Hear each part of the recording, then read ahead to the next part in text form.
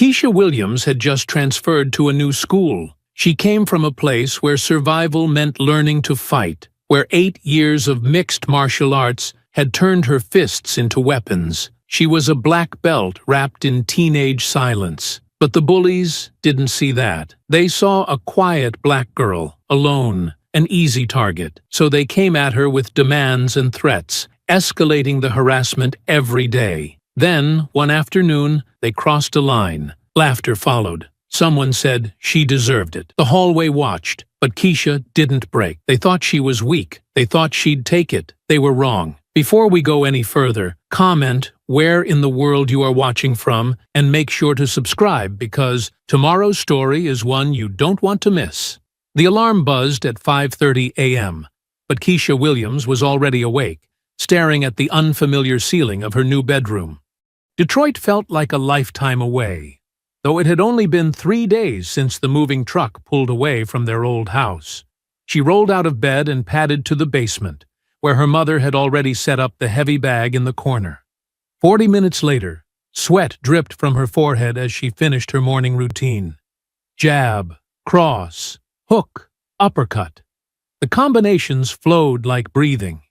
8 years of training had made the movements instinctive. But today, they felt different. Today, they felt necessary. "Keisha, breakfast!" her mother called from upstairs. Dr. Patricia Williams stood at the stove, still in her scrubs from the night shift at Millbrook General. "How are you feeling about today, baby?" "Fine." Keisha grabbed a piece of toast. "Just another school?" Her mother's eyes held concern. "I know this transition isn't easy. Millbrook is different from what we're used to." Different was an understatement. As Keisha walked through the front doors of Millbrook High, the sea of white faces confirmed what she already knew. Out of 800 students, she could count the black faces on 2 hands. The hallways buzzed with typical morning energy, but conversations seemed to pause as she passed. Whispers followed in her wake. She kept her head up, shoulders relaxed, the way Master Chen had taught her. Never show weakness, but never look for trouble. First period biology went smoothly enough. Second period history was tolerable. But lunch was where the real education began. The cafeteria stretched out like a social map. Popular kids claimed the center tables. Athletes dominated one corner. Theater kids clustered near the windows. Keisha grabbed a sandwich and looked for an empty spot. Well, well. Look what wandered in here. The voice carried across 3 tables. Derek Morrison stood 6'2" with the kind of confident swagger that came from never being challenged. His Letterman jacket hung perfectly on broad shoulders, and his smile never reached his cold blue eyes. Behind him, Jake Wilson cracked his knuckles, while Tommy Bradley snickered. The cafeteria fell quiet. All eyes turned toward the confrontation brewing in the center of the room. Keisha continued toward an empty table, but Derek stepped into her path. "I'm talking to you." His voice carried the casual authority of someone used to being obeyed. "We need to have a conversation." She stopped, meeting his gaze without flinching. "About what?" "About how things work around here." Derek's smile widened, showing too many teeth. "See, new students usually pay a little welcome fee. Call it insurance. Make sure nothing bad happens to them." Jake and Tommy flanked her sides, close enough that she could smell their cologne. The cafeteria remained dead silent, 200 students watching like it was dinner theater. "Insurance against what?" Keisha's voice stayed level, curious rather than confrontational. "Accidents," Derek shrugged. "Lockers getting jammed. Books going missing. People bumping into you in the halls. Funny how clumsy some folks can be around here. Especially the ones who don't belong," Tommy added with a nasty grin. Keisha set her lunch tray on the nearest table. When she turned back to Derek, her posture remained relaxed. But something had shifted in her eyes. "I don't pay protection money." The words hung in the air like a challenge. Derek's smile faltered for just a moment before returning full force. That's where you're wrong, girl. Everyone pays. Question is whether you pay easy or you pay hard. He stepped closer, his voice dropping to a whisper that somehow carried across the silent room. Unless you think you're too good for our little system here. Think you're better than the rest of us? I don't pay at all. She picked up her tray and walked around him toward the empty table. For a moment, Derek stood frozen, clearly not expecting outright refusal. The cafeteria waited. This isn't over, he called after her, loud enough for everyone to hear. Nobody disrespects me in my school. Nobody. Keisha sat down and unwrapped her sandwich, as if nothing had happened. But her peripheral vision tracked Derek's every movement as he stormed out with his crew in tow.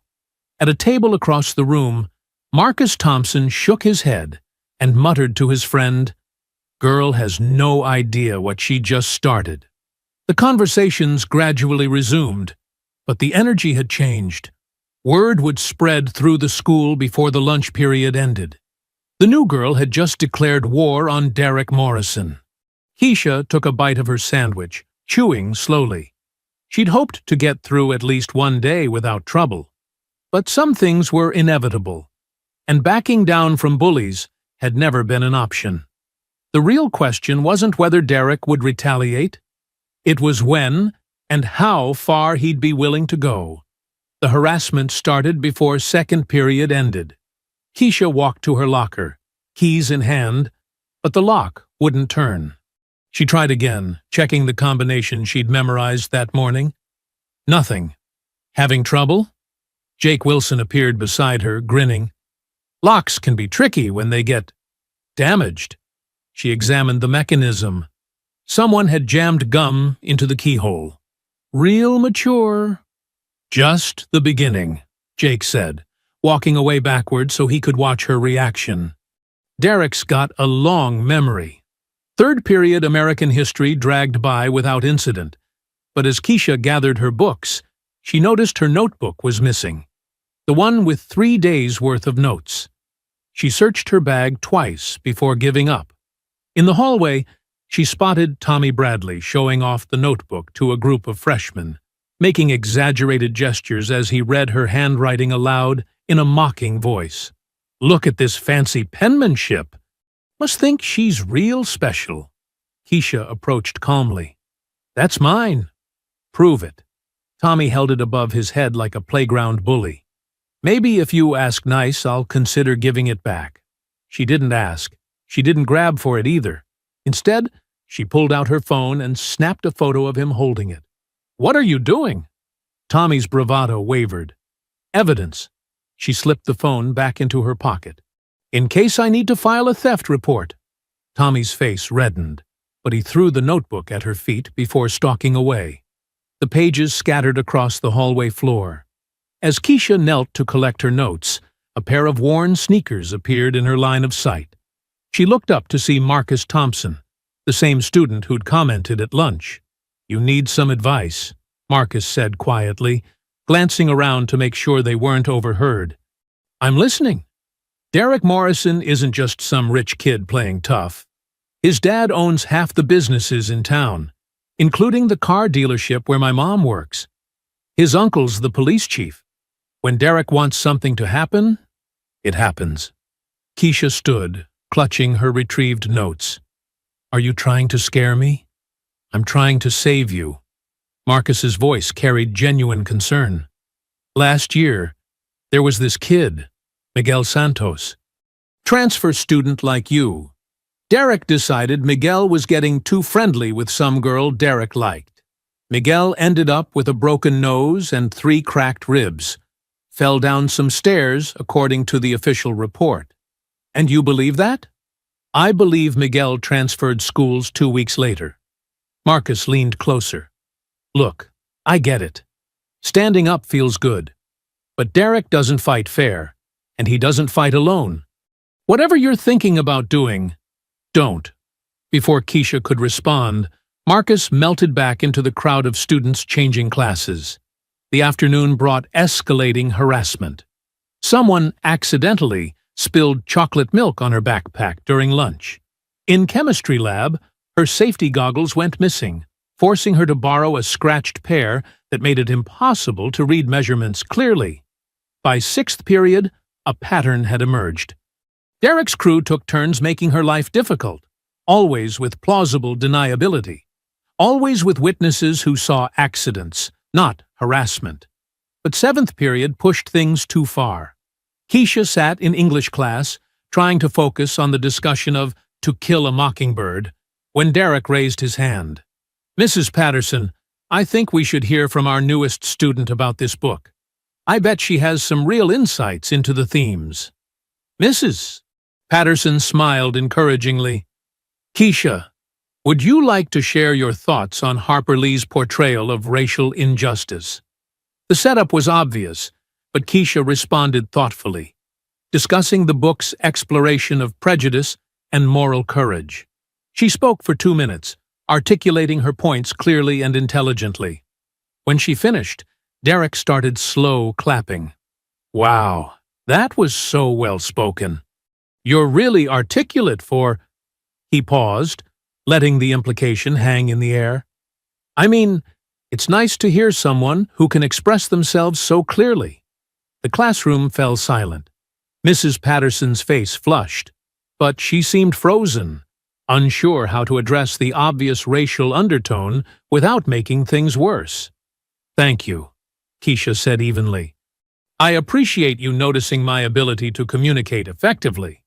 Derek's smile faltered slightly at her calm response, but he pressed forward. "It's just refreshing, you know. Sometimes people from certain backgrounds struggle with academic discussions." The silence grew heavier. A few students shifted uncomfortably in their seats. "I'm sure you'll find that people from all backgrounds can surprise you," Keisha replied, her voice steady as steel. When the bell rang, she gathered her books without hurry, walking out with her head high. But inside, something had crystallized.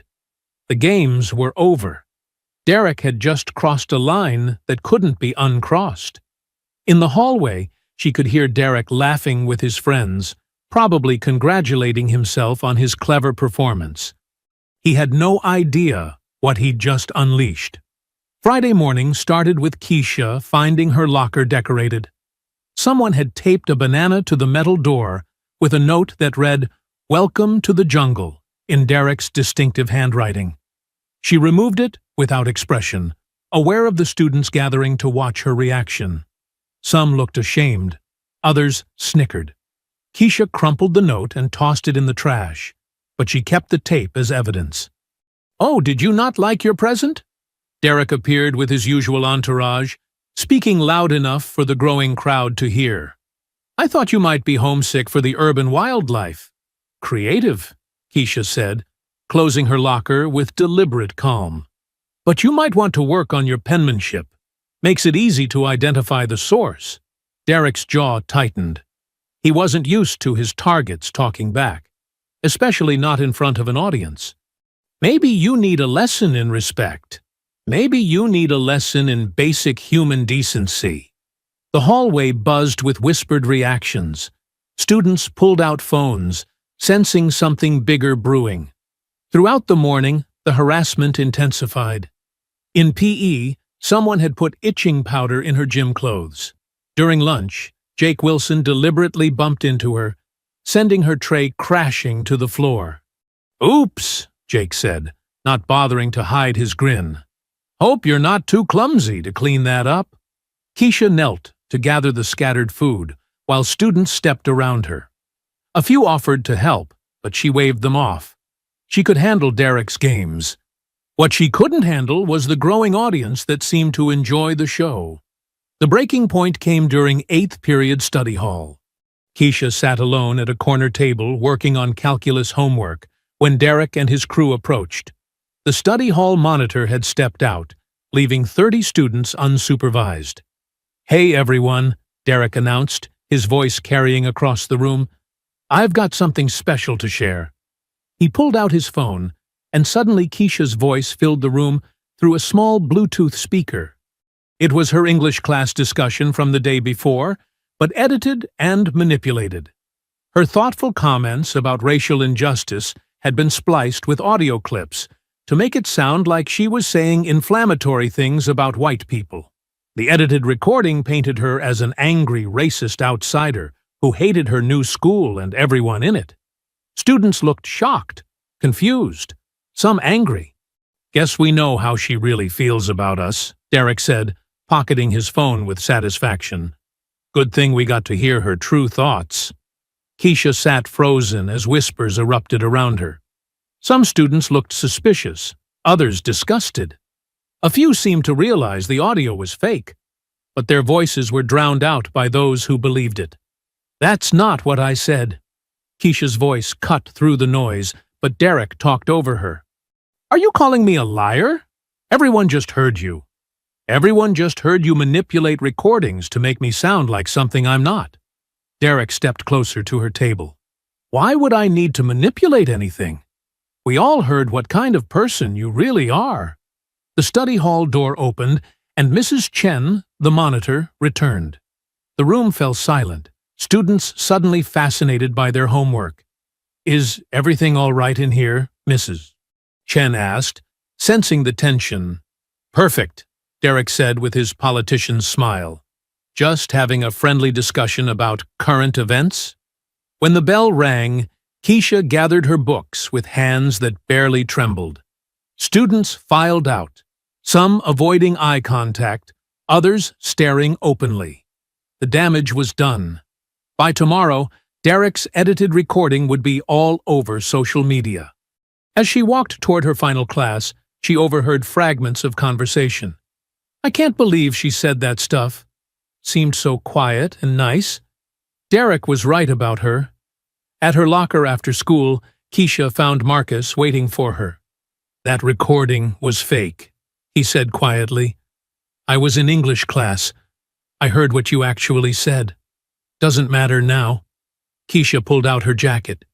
"Damage is done. You could fight it. Prove it was edited. Or I could fight the source." Marcus grabbed her arm. "Don't do anything stupid. Derek's expecting you to retaliate. He's probably got it all planned out. How to make you look like the aggressor, how to get you suspended or arrested." Keisha looked at Marcus's concerned face, then at the students walking past, some still whispering and pointing. Derek had been systematic in his campaign to isolate and humiliate her. Every move calculated to push her toward a reaction that would justify his cruelty. "Maybe it's time to give him what he's expecting." She shrugged off Marcus's grip and headed for the exit.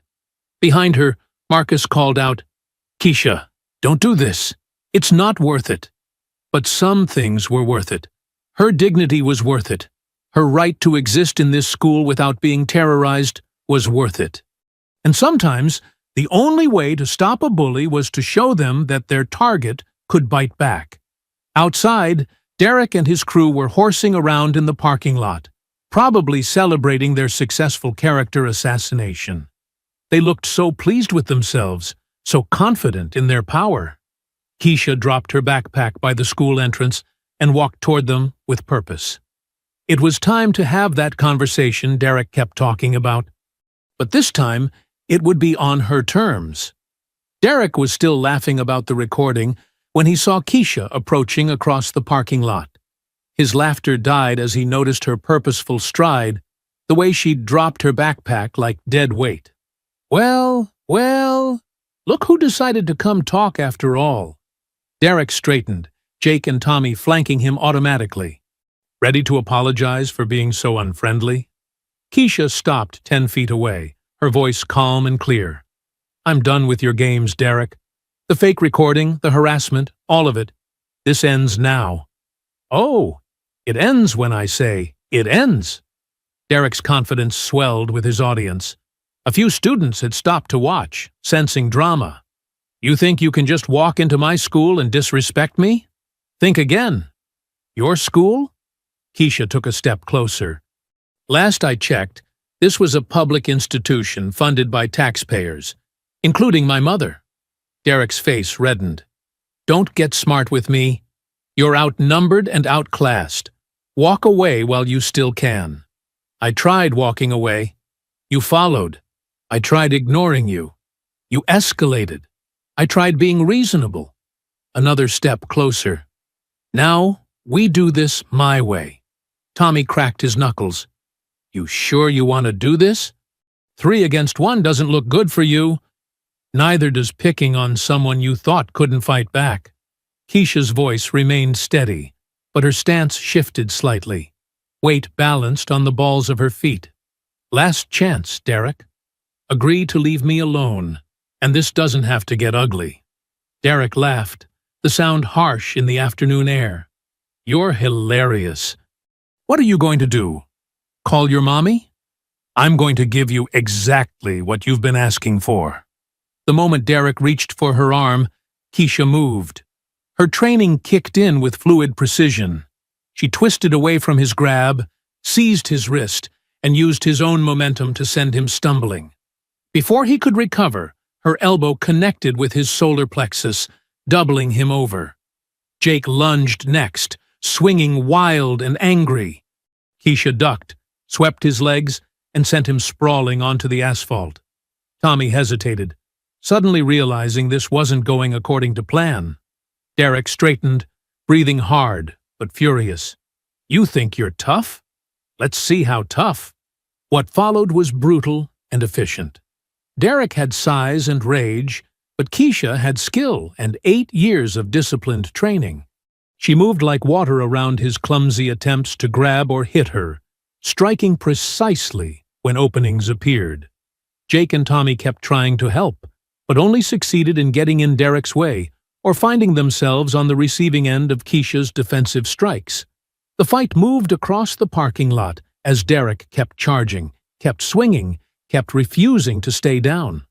By the time it ended, Derek faced down on the asphalt with Keisha's knee between his shoulder blades. They'd traveled nearly half a block. Derek's nose bled freely. Jake nursed a swollen eye, and Tommy held his ribs gingerly. Are we done? Keisha asked, her breathing controlled despite the exertion. Get off me, Derek gasped. Are we done?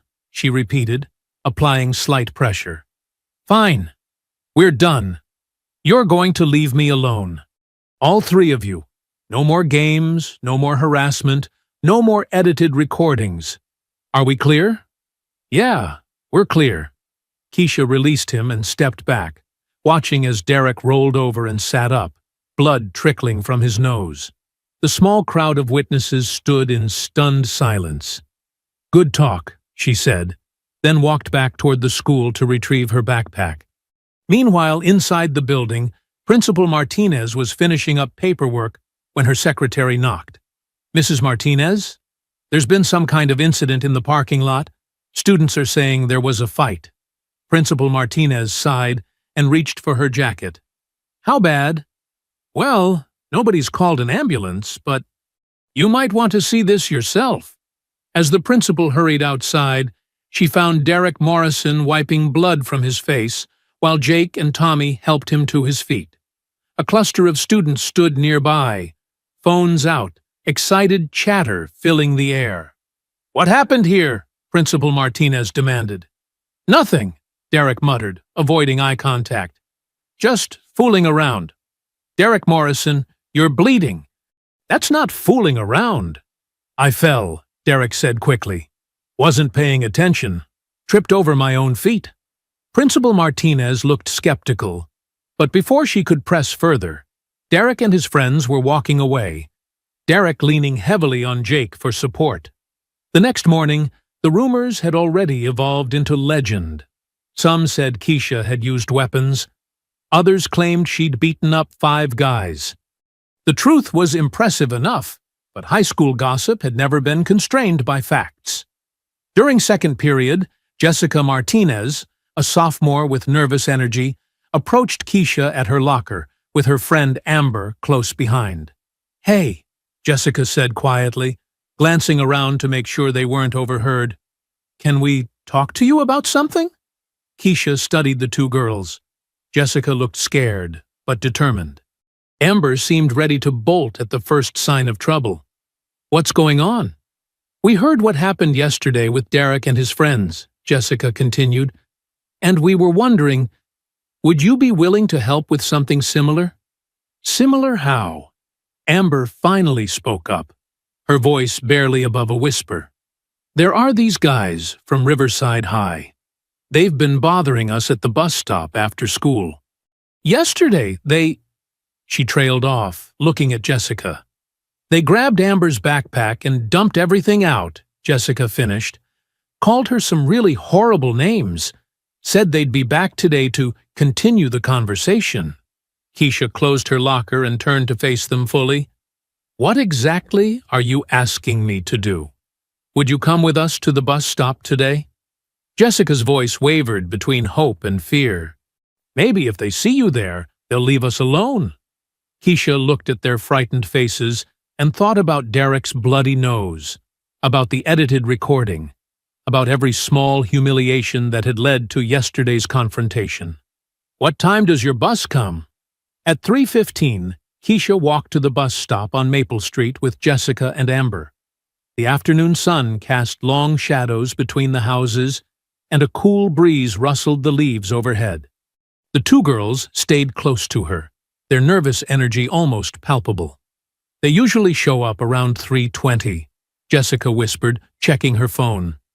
"The bus doesn't come until 3:45, so they have plenty of time to—" "To what, exactly?" Keisha asked. Amber's voice shook slightly. "Yesterday they surrounded us, said we looked lonely and needed some company. When I tried to walk away, one of them grabbed my arm and said I was being rude. Then they dumped my backpack and made us pick everything up while they watched," Jessica added. "Said if we told anyone, they'd make sure we regretted it." Keisha nodded, her eyes scanning the street. "How many?" "3. Brad's the leader. Tall guy with bleached hair. Connor's got the sleeve tattoos, and Tyler's the one who grabbed Amber." At exactly 3:22, a beat-up Camaro turned onto Maple Street, music thumping from its speakers. The car slowed as it approached the bus stop, and 3 guys climbed out with the swagger of people who owned the neighborhood. Brad spotted Keisha immediately, his eyes narrowing with confusion. "Who's the new girl?" "Nobody," Jessica said quickly. "Just waiting for the bus," Connor laughed, flexing the tattoos that covered his forearms. "Looks like somebody to me. Looks like somebody who doesn't belong in this neighborhood." Tyler stepped closer to Amber, who instinctively moved behind Keisha. "Did you bring backup, sweetheart?" "That's not very friendly." "Actually," Keisha said, her voice carrying clearly in the quiet street, "I'm here to have a conversation with you 3. Brad's eyebrows rose. "A conversation? About what?" "About how you're going to leave these girls alone from now on." The 3 boys exchanged glances before bursting into laughter. Connor wiped his eyes dramatically. "Oh, that's rich." "The cavalry consists of one girl who thinks she's tough." "I don't think anything," Keisha replied calmly. "I'm simply informing you that your harassment ends today." Tyler stepped even closer to Amber, deliberately invading her space. "And what if we don't feel like ending anything? Then you'll discover that some people don't make easy targets." Brad moved to flank Keisha's left side while Connor took the right. "You know what? I like you. You've got spirit. Why don't you dump these losers and hang out with some real men?" "I'm not interested in hanging out with boys who terrorize children." "Children?" Tyler's voice turned ugly. "These aren't children. They're old enough to learn some respect." He reached out to grab Amber's shoulder, and that's when Keisha moved. Her left hand intercepted Tyler's reaching arm, twisting it away from Amber while her right hand struck his wrist. Tyler yelped and stumbled backward, cradling his arm. "What the—" Connor started forward, but Keisha was already repositioning. "Last warning," she said, her stance balanced and ready. "Walk away." Instead, Brad charged from her left, while Connor came from the right. Keisha dropped low, sweeping Brad's legs while pivoting to catch Connor with an elbow to his midsection. Both boys hit the ground hard. Tyler, still nursing his wrist, pulled out his phone. You crazy witch! I'm calling the cops. Go ahead, Keisha said, without taking her eyes off Brad and Connor, who were struggling to their feet. Tell them 3 high school boys got beaten up while trying to assault 2 younger girls. I'm sure that'll go well for you. From behind her phone, Jessica had been recording the entire encounter. I got all of it, she said, her voice stronger now, including the part where Tyler tried to grab Amber. Brad wiped blood from his split lip, glaring at Keisha with newfound respect and anger. You have no idea who you're messing with. 3 cowards who pick on girls smaller than them? Yeah, I've got a pretty good idea. Connor limped back toward the car, his tough guy swagger completely deflated. This isn't over. Yes, it is, Keisha said firmly. If I see any of you near these girls again, our next conversation won't be this polite. Tyler started to say something, but Brad grabbed his arm. Come on, let's get out of here. As the Camaro pulled away with squealing tires, Jessica lowered her phone with shaking hands. Oh my God, that was incredible. Are you both okay? Keisha asked, her attention returning to the girls. Amber nodded, tears of relief in her eyes. Thank you. I can't believe you did that. They were counting on you being too scared to fight back, Keisha said. Bullies always count on that. The bus rounded the corner, its brakes hissing as it approached the stop. As they climbed aboard, Jessica was already uploading the video to her social media accounts. Everyone needs to see this, she said excitedly. Everyone needs to know that someone's finally standing up to these creeps. Keisha settled into a seat, unaware that Jessica's video would be shared hundreds of times before dinner, launching her from local legend to viral sensation overnight. By 7 p.m., Jessica's video had been shared over 300 times. By 9 p.m., it had reached 1,000. The caption read, "Girl stands up to bullies harassing students at bus stop. Finally, someone fights back." Comments poured in from students across 3 school districts. Stories of harassment, intimidation, and abuse that had been whispered about in hallways suddenly found a public forum. This is the girl who beat up Derek Morrison, too. About time someone stood up to the Riverside crew. She should teach self-defense classes. Meanwhile, across town, Derek Morrison sat in his bedroom with an ice pack pressed to his still-swollen nose, watching the video for the 5th time. His phone buzzed with notifications, friends sending him the link, asking if this was the same girl who'd humiliated him. This can't be happening, he muttered, scrolling through the comments. Someone had already connected the dots, posting about his own encounter with Keisha in the school parking lot. His phone rang. Jake's name flashed on the screen. You seeing this? Jake's voice was tight with anger. Everyone's seeing this. My dad's already asking questions about why I look like I got hit by a truck. She's making us look like complete idiots. First us, now the Riverside guys. People are calling her some kind of superhero. Derek's jaw clenched. She's not a superhero. She just got lucky twice. At the same time, in Riverside, Brad Matthews was having a similar conversation with his crew. How did we look so weak? Connor demanded, pacing his garage while Tyler nursed his still sore wrist. 3 of us against 1 girl, and we got destroyed. Because she knew how to fight, and we didn't expect it, Brad said, but his voice lacked conviction. Tyler pulled up the video again. Look at this. She doesn't even look winded afterward. And now, everyone's calling us cowards and bullies. We are bullies, Connor snapped. That's the point. Fear keeps people in line. But if word gets out that some high school girl can take us down, our reputation's shot, Brad finished. Nobody's going to respect us after this.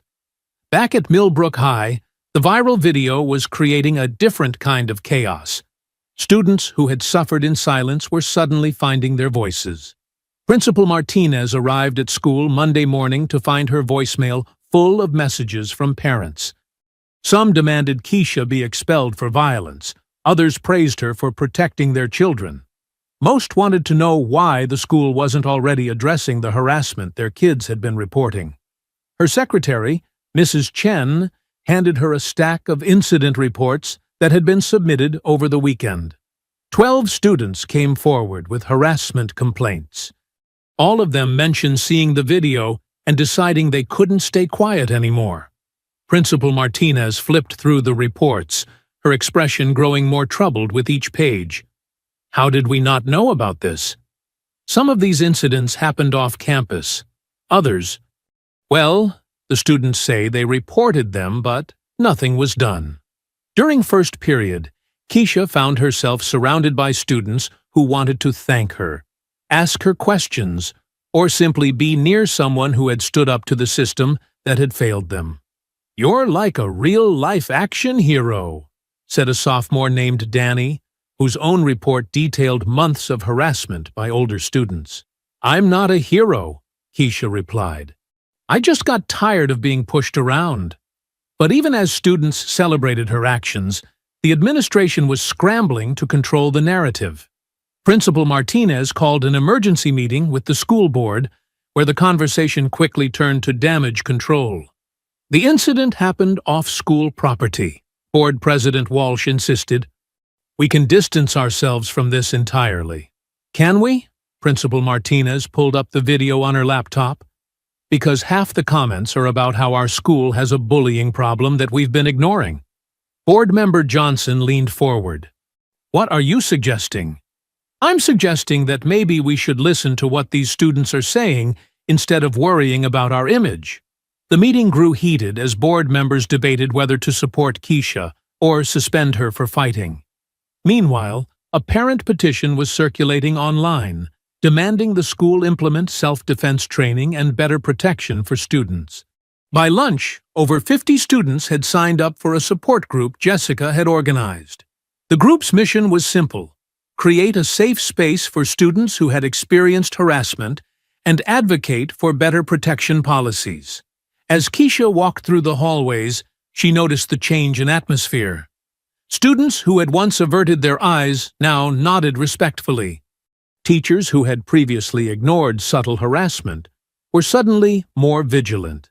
But she also noticed Derek and his friends watching her with undisguised hatred. And she knew that while she'd won 2 battles, the war was far from over.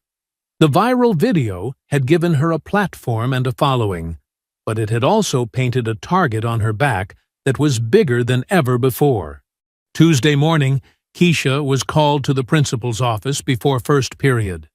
Principal Martinez sat behind her desk, with the tight expression of someone who'd been awake too long dealing with phone calls. "Please, sit down." Principal Martinez gestured to the chair across from her. "We need to discuss what happened at the bus stop. Students were being harassed. I helped them by engaging in physical violence off school property." Principal Martinez opened a file on her desk. "I've received 17 calls from parents since yesterday. Some want you expelled, others want you given a medal. The school board is meeting tonight to decide how to handle this situation." Keisha kept her voice level. "Handle what situation? I defended 2 students from assault. You beat up 3 boys and posted it online. I didn't post anything, and those boys were terrorizing students from this school." Principal Martinez rubbed her temples. "Keisha, I understand your frustration, but vigilante justice isn't the answer. We have procedures, protocols. Your procedures didn't stop Derek Morrison from harassing me for a week. Your protocols didn't protect Jessica and Amber from being grabbed and threatened. That's not—" Principal Martinez started, then stopped. "Look, I'm trying to help you here. The school board wants this to go away quietly. If you agree to stop the physical interventions, we can probably avoid suspension.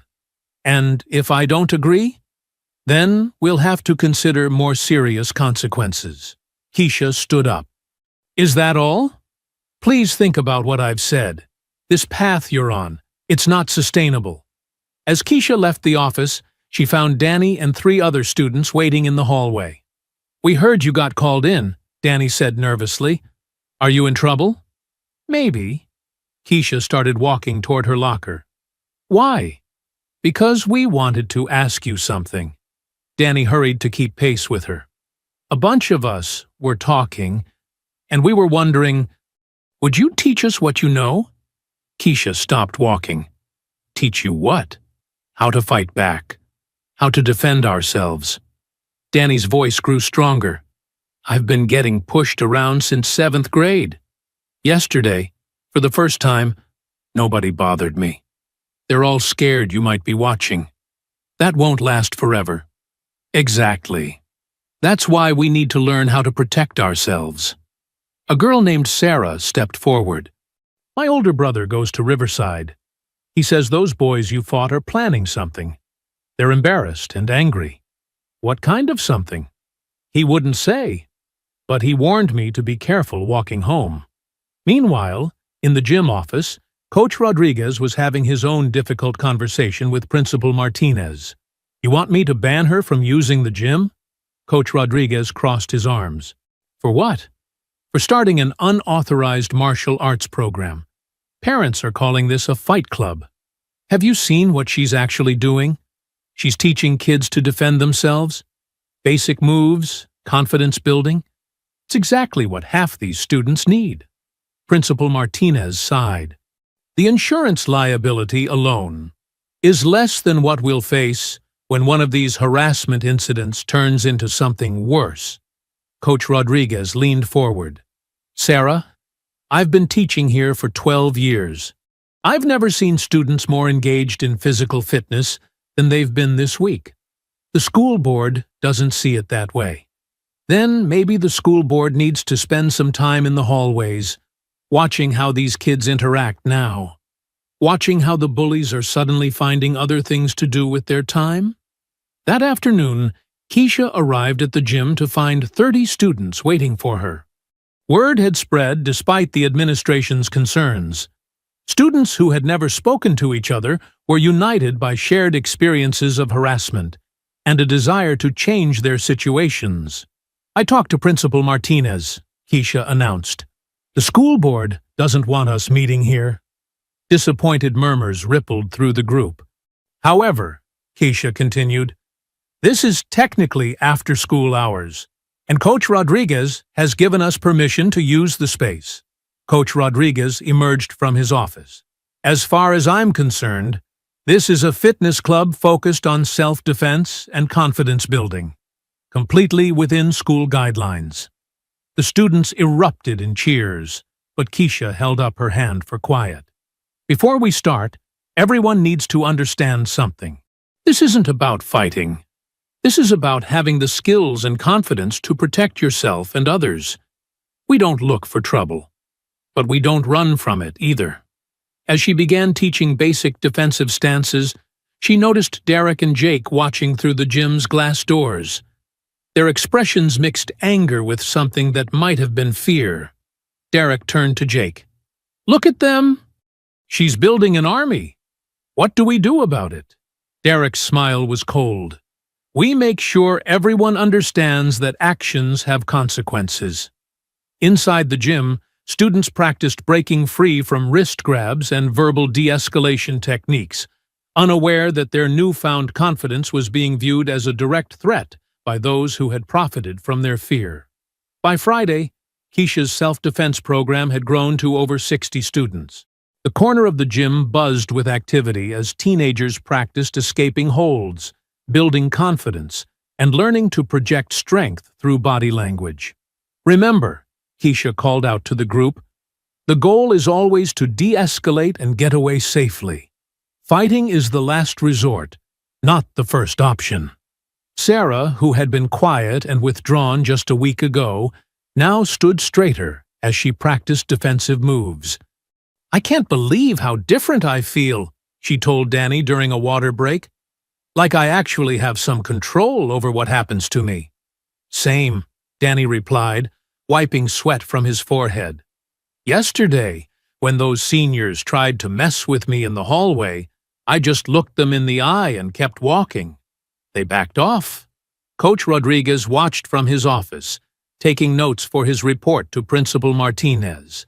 The transformation in these students was remarkable, not just physically, but in their entire demeanor. They walked taller, spoke with more confidence, and seemed to support each other in ways he'd never seen before. But while the program flourished inside the gym, outside forces were mobilizing against it. That same Friday evening, Derek Morrison sat in his car in the parking lot of a 24-hour diner on the edge of town, waiting. His nose had healed, but his pride remained shattered. The video of his humiliation had been viewed over 10,000 times, with comments that made his stomach churn. At 8:30, a beat-up Camaro pulled into the parking spot next to him. Brad Matthews climbed out, followed by Connor and Tyler, all three looking as angry and frustrated as Derek felt. "Took you long enough," Derek said, as they slid into the booth across from him and Jake. "Had to make sure nobody followed us," Brad replied, his voice tight. "Can't afford any more videos going viral." Tommy shifted uncomfortably. "I still think this is a bad idea. What if someone finds out we're working together?" "Nobody's going to find out," Derek snapped. "Unless you plan on running your mouth." Connor leaned forward. "Look, we all have the same problem. This girl made us look weak, and now everyone thinks they can stand up to us. Our reputations are garbage." "It's worse than that," Jake added. "She's teaching other kids to fight back. Yesterday, some freshman actually pushed back when I tried to mess with him." "A freshman?" Tyler nodded angrily. "Same thing's happening at our school. Kids who used to hand over lunch money are suddenly growing spines." Derek pulled out his phone and showed them a video from that afternoon's training session. 60 kids. She's got 60 kids learning to fight. In a month, it'll be 100. "So what's your plan?" Brad asked. Derek's smile was cold and calculating. "We can't touch her physically anymore. Too many people watching, too many cameras. But we can destroy her legally." "How?" "Assault charges. My dad knows people in the legal system. We file complaints with the police, claim she attacked us unprovoked. Get her arrested, expelled, maybe even sent to juvenile detention." Connor frowned. "But there's video evidence of what really happened." "Videos can be misinterpreted," Derek said smoothly. "Especially when you have the right lawyer explaining them to a judge. My dad's already talked to our family attorney." "What about the bus stop thing?" Tyler asked. "That video's everywhere. 3 high school boys versus 1 girl. We'll claim she was armed, that we were defending ourselves. Who's going to believe we were actually trying to hurt those sophomore girls?" Jake nodded slowly. "And once she's arrested, her little fight club falls apart. Kids go back to being scared, and we go back to being in control." Brad looked skeptical. "This could backfire. What if people don't believe us?" "They will," Derek said confidently, "because my family has influence in this town, and hers doesn't. Because we're the victims here, not her." The 6 boys spent the next hour planning their strategy. They would coordinate their stories, file complaints simultaneously, and present a united front, claiming that Keisha Williams was a dangerous individual who had attacked innocent students without provocation. Meanwhile, back at the school, Keisha was finishing up the training session, unaware of the legal trap being set for her. "Same time Monday?" Sarah asked as students gathered their belongings. "Absolutely," Keisha replied. "And remember, practice your situational awareness over the weekend. Trust your instincts." As the students filed out, chattering excitedly about their progress, Coach Rodriguez approached Keisha. "You've done something special here," he said quietly. "These kids are different, stronger." "They were always strong," Keisha replied. "They just needed to remember it. Be careful, though. Change like this makes some people nervous, especially people who benefit from the old system." Keisha nodded, gathering her own things. She'd felt the tension building all week. The way Derek and his friends watched her, the whispered conversations that stopped when she approached, the sense that something was brewing beneath the surface. What she didn't know was that the storm was about to break, and it would test not just her fighting skills, but her faith in justice itself. Monday morning, Dr. Patricia Williams received the call that changed everything.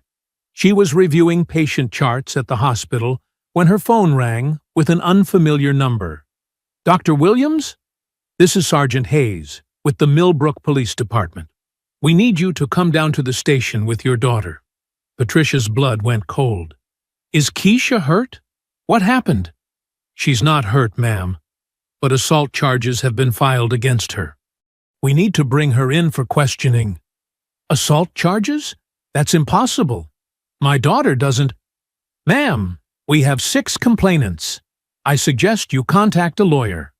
Patricia's hands shook as she called Keisha's school, then her own supervisor, to request emergency leave.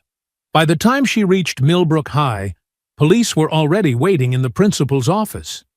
Principal Martinez looked stricken as she explained the situation. 6 boys from 2 different schools have filed formal complaints, claiming Keisha attacked them without provocation. "That's ridiculous," Patricia said firmly. "My daughter was defending herself and protecting other students." "The complainants tell a different story," Sergeant Hayes said, checking his notes. "They claim she's been systematically targeting and assaulting male students. They're requesting restraining orders." When Keisha was called to the office, her calm composure wavered for the first time since transferring to Millbrook. Seeing her mother's worried face and the police officer's stern expression, she understood that Derek's retaliation had taken a form she hadn't anticipated. "Am I under arrest?" she asked quietly. "Not yet," Sergeant Hayes replied, "but you need to come to the station for questioning. Your mother can accompany you." As word spread through the school that Keisha had been taken away by police, the student body erupted into organized chaos. Jessica Martinez burst into tears when she heard the news. "This is my fault," she sobbed to Sarah. "If I hadn't posted that video—" "No," Sarah said firmly, surprising herself with her own strength. "This is Derek's fault, and Brad's, and all the other bullies who can't stand that someone finally stood up to them." Within an hour, students were organizing.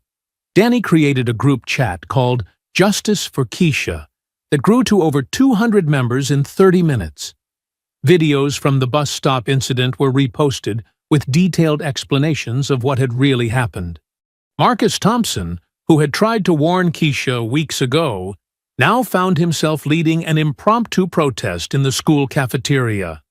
"They're trying to destroy her for protecting us," he announced to anyone who would listen, "for giving us the courage to protect ourselves." Meanwhile, at the police station, Keisha sat in an interrogation room with her mother and the court-appointed lawyer Patricia had hastily contacted. "Tell me exactly what happened," the lawyer, Ms. Rodriguez, said. "Starting with your first day at school." Keisha recounted everything: Derek's protection money demand, the escalating harassment, the edited recording, the parking lot confrontation, and the bus stop incident. Her mother listened with growing anger as details emerged that Keisha had never shared. "Why didn't you tell me about this?" Patricia asked, hurt evident in her voice. "Because I thought I could handle it myself, and because I knew if you complained to the school, it would just make things worse." Ms. Rodriguez took notes furiously. "Do you have any evidence of this harassment?" "Some. I took photos of things they did to my locker. There might be security footage of some incidents." Back at school, Coach Rodriguez was having his own heated conversation with Principal Martinez. "You know this is wrong," he said, his voice tight with controlled anger. "You've seen what that girl has done for our students, the confidence she's given them, the way she's helped them stand up for themselves." "My hands are tied," Principal Martinez replied. 6 families have filed complaints.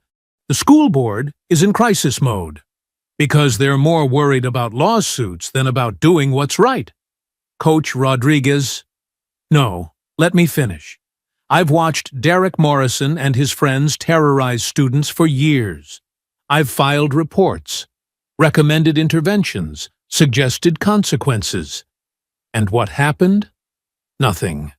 But one girl stands up to them, and suddenly everyone's concerned about violence in schools. The conversation was interrupted by a knock on the door. Mrs. Chen entered, looking overwhelmed. Principal Martinez? There are about 50 students in the main hallway holding signs. They're demanding Keisha's charges be dropped. Signs? What kind of signs? Justice for Keisha. Stop protecting bullies. She defended us. And there are parents arriving too. Lots of parents. Principal Martinez closed her eyes. Call the school board president. Tell him we have a situation. As the protest grew outside, Dr. Williams sat beside her daughter in the police station, watching her child face consequences for having the courage to stand up to injustice. Whatever happens, Patricia whispered, I'm proud of you. Keisha squeezed her mother's hand, knowing that the fight for her freedom was just beginning, but also knowing that she was no longer fighting alone. 2 weeks later, the night before the trial, Keisha sat at her kitchen table reviewing her testimony with Ms. Rodriguez. The lawyer had become a fierce advocate, working pro bono after seeing the evidence of systematic harassment. Remember, Ms. Rodriguez said, tapping her pen against her legal pad, stick to the facts. Don't let their lawyer provoke you into anger. That's exactly what they want. What if the judge doesn't believe me? Keisha asked, voicing the fear that had kept her awake for nights. Then we'll appeal. But I think you'll be surprised by how much support you have.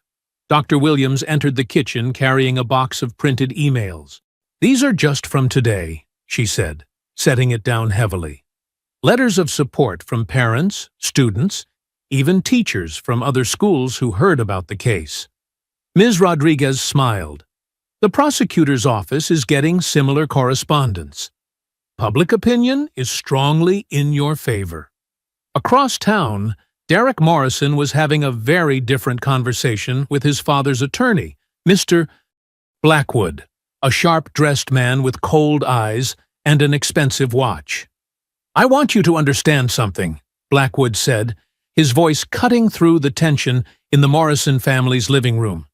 If any inconsistencies emerge in your testimony tomorrow, this entire case falls apart. Derek shifted uncomfortably. There won't be any inconsistencies. There better not be. Because if it comes out that you've been lying, assault charges will be the least of your problems. Filing false police reports is a felony. Jake and Tommy exchanged nervous glances from their seats on the leather couch. The weight of what they'd done was beginning to sink in as the trial approached. What about the videos? Tommy asked weakly. People are going to see what really happened. Videos can be taken out of context, Blackwood replied smoothly. That's why we're emphasizing the pattern of violent behavior. 6 separate incidents make it harder to claim self-defense. Meanwhile, Brad Matthews was facing his own crisis of confidence at the Riverside Boys' emergency meeting. I'm starting to think we made a mistake, Tyler said, pacing Connor's garage. What if they have evidence we don't know about? Like what? Brad snapped, but his voice lacked its usual authority. Security cameras, witnesses, I don't know. But this whole thing feels like it's spinning out of control. Connor nodded grimly. My dad says if we lose this case, we could face perjury charges. He's talking about hiring our own lawyer. Your dad's right to be worried, Tyler said, because I heard something today. Apparently, there are going to be like 20 students testifying for her tomorrow. Back at Millbrook High, those 20 students were gathering in the school library for a final preparation session organized by Marcus Thompson and Jessica Martinez. Remember, Marcus addressed the group, just tell the truth about what you saw and experienced. Don't exaggerate. Don't add details you're not sure about. Sarah raised her hand. What if they try to make us look like liars? Then we stay calm and stick to our stories, Jessica replied. Because our stories are true. Danny nodded firmly. I've been bullied by Derek for 3 years. Tomorrow, I finally get to tell someone in authority what that was like. Coach Rodriguez, who had been listening from the back of the room, stepped forward. I want you all to know how proud I am of your courage. Standing up in court takes the same kind of bravery Keisha showed in that parking lot. Will you be testifying too, Coach? Sarah asked. I will, and so will Principal Martinez, though she doesn't know it yet. The group looked surprised. Marcus frowned. She's going to testify for Keisha? She's going to testify about the harassment reports that were filed and ignored, the pattern of behavior that led to this situation. Ms. Rodriguez subpoenaed her this afternoon. As the meeting wrapped up, students hugged each other goodbye, knowing that tomorrow would determine not just Keisha's fate, but the future of their school's culture.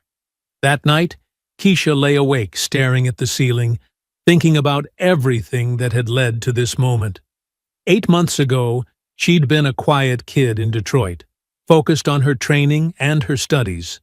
Now she was the center of a legal battle that had divided her new community. Her phone buzzed with a text from Jessica. Whatever happens tomorrow, you changed everything here. Thank you. Similar messages had been coming in all evening from students she'd helped, parents whose children had found their voices, and even strangers who had seen the viral videos and been inspired by her courage. At 2 a.m., she finally drifted off to sleep, knowing that in 8 hours she would walk into that courtroom carrying the hopes and fears of everyone who had ever been bullied, everyone who had ever been told to stay quiet, everyone who believed that standing up for what's right was worth the risk. The trial would determine her legal fate, but the real verdict had already been delivered by her community. She had given them the courage to believe in justice. The Millbrook County Courthouse buzzed with tension as supporters filled every available seat.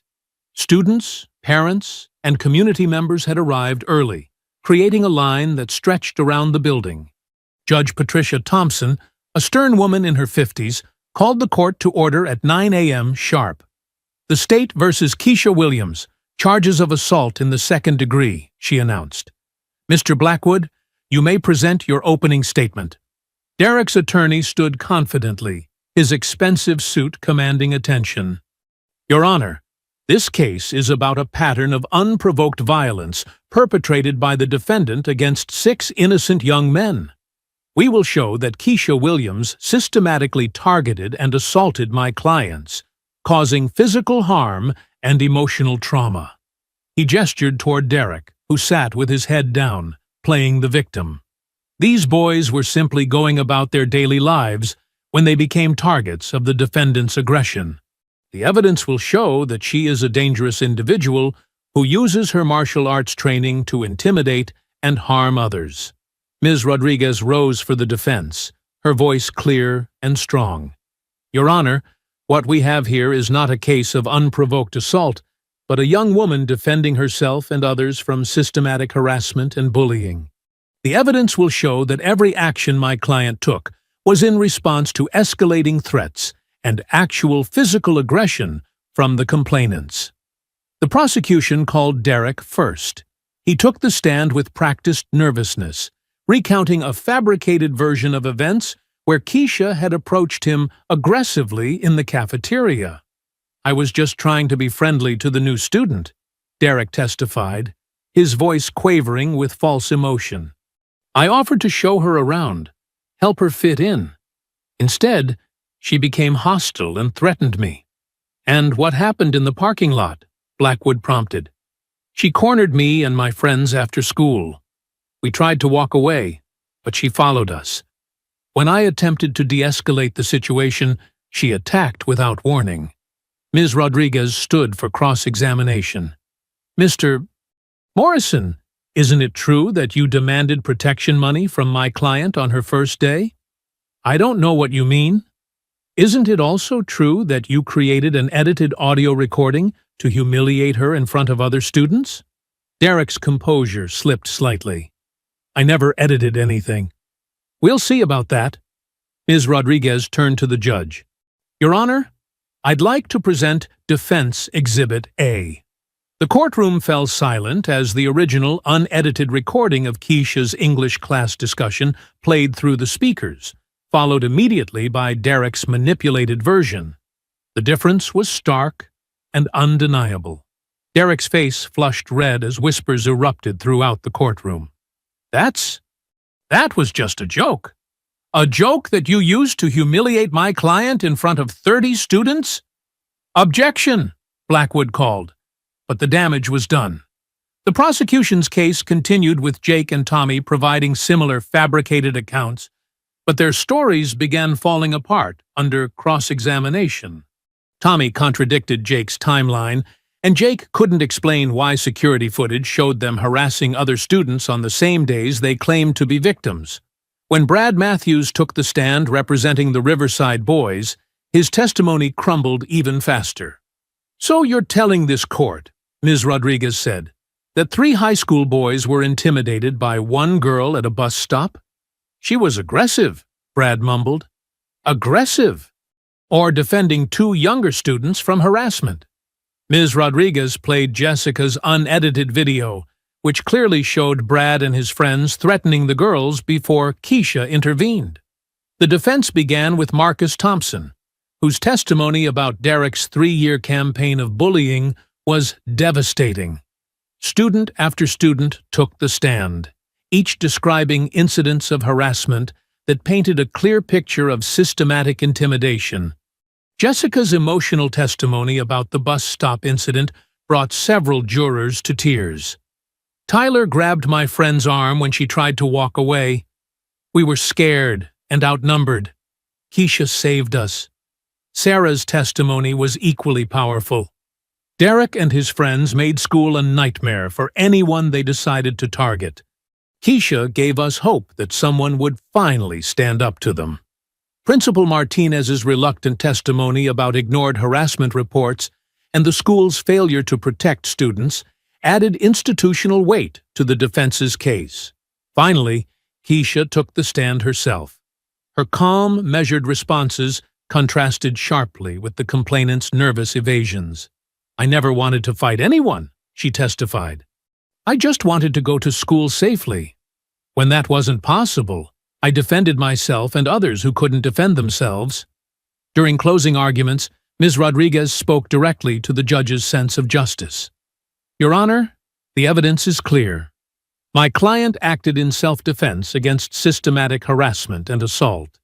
To punish her for protecting herself and others would send a message that bullies can operate with impunity while their victims face criminal charges for standing up." Judge Thompson deliberated for 30 minutes before returning to the bench. The courtroom held its collective breath as she looked directly at Keisha. "After reviewing all evidence and testimony, this court finds the defendant not guilty on all charges. Furthermore, I recommend that the district attorney investigate potential perjury charges against the complainants." The courtroom erupted in cheers as Keisha hugged her mother and attorney, finally free from the legal threat that had hung over her for weeks. The gavel's final bang echoed through the courthouse as Judge Thompson's words settled over the packed courtroom. Derek Morrison sat frozen at the plaintiff's table, his face pale as the reality of perjury charges sank in. Behind him, his father's expression had shifted from confident authority to barely contained fury. "You told me this was a sure thing," Mr. Morrison hissed to Blackwood as reporters began approaching. "You said the girl didn't have a chance." Blackwood was already packing his briefcase, eager to distance himself from the disaster. "Your son lied to me about the evidence. There's nothing I could do once those recordings surfaced." Across the aisle, Jake Wilson and Tommy Bradley sat in stunned silence as their parents processed what had just happened. Mrs. Wilson's face was white with shock.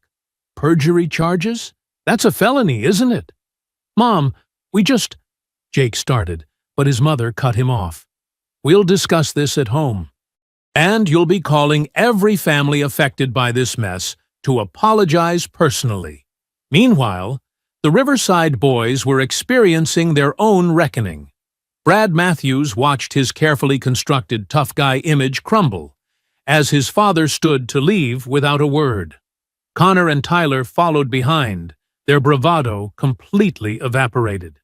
"This is insane," Tyler whispered as they pushed through the crowd. "We could go to jail for this." "Should have thought of that before you decided to lie under oath," Connor's mother snapped, overhearing. "I raised you better than this." As the families of the complainants filed out in shame, the courthouse celebration was just beginning. Students who had testified surrounded Keisha with tears of joy and relief. "You did it!" Jessica cried, throwing her arms around Keisha. "You actually beat them!" "We did it," Keisha corrected, looking around at all the faces that had supported her. "All of us together." Dr. Williams stood nearby, watching her daughter with a mixture of pride and amazement. The quiet girl who had moved from Detroit just months ago had become a symbol of courage for an entire community. "I'm so proud of you, baby," she whispered when Keisha reached her. "Not just for winning, but for how you handled all of this." Ms. Rodriguez gathered her papers with satisfaction. In 20 years of practice, she'd rarely seen a case where justice felt so clear-cut. "The district attorney will definitely pursue perjury charges," she told the Williams family. "False police reports, lying under oath. These boys have serious legal troubles ahead." Outside the courthouse, news vans lined the street as reporters interviewed students, parents, and community members about the landmark case. The story had grown beyond Millbrook, becoming a national conversation about bullying, self-defense, and institutional failure to protect students. "This sends a message," Marcus Thompson told a reporter, flanked by dozens of students. "You can't terrorize people and then play victim when they fight back." The weeks following the trial brought swift changes to Millbrook High.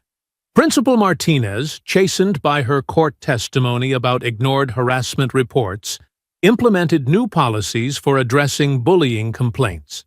Zero tolerance became actual zero tolerance, not just words in a handbook. Derek Morrison never returned to school.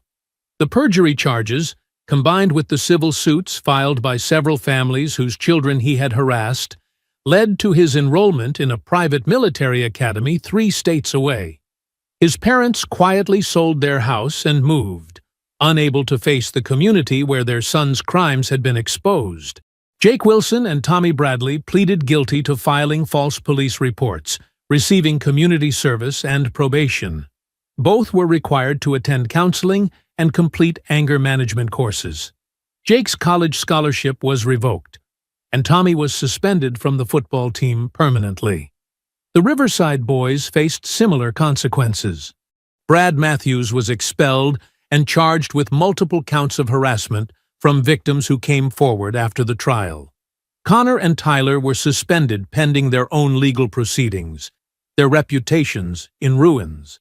But the most significant change came in the form of Keisha's self-defense program, which was not only officially sanctioned, but expanded school-wide.